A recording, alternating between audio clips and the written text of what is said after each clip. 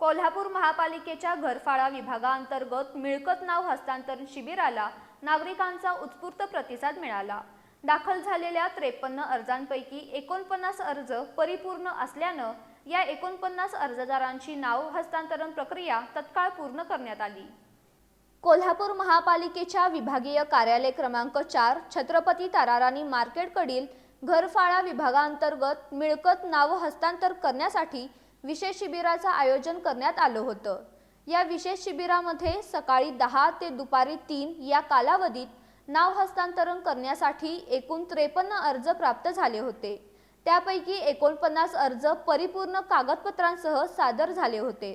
प्राप्त झालेल्या या अर्जांमधील कागदपत्रांची छाननी करून यापैकी 49 अर्जदारांची नावं हस्तांतरण प्रक्रिया तातडीने पूर्ण करण्यात आली आहे।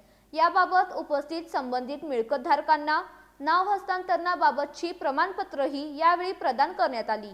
या शिबिरात प्राप्त अर्जांपैकी 49 अर्जांचं नाव हस्तांतरण शुल्क म्हणून खरेदी दस्ताच्या 1% प्रमाण 5,25,120 रुपयांची रक्कम भरणा करून घेण्यात आलेली आहे। यावेळी उपायुक्त परितोष कंकाळ, सहाय्यक आयुक्त डॉक्टर विजय पाटील, कर निर्धारक संग्राहक सुधाकर चल्लावाड, कर अधीक्षक अर्चना प्रभावळे यांच्यासह कर्मचारी उपस्थित होते।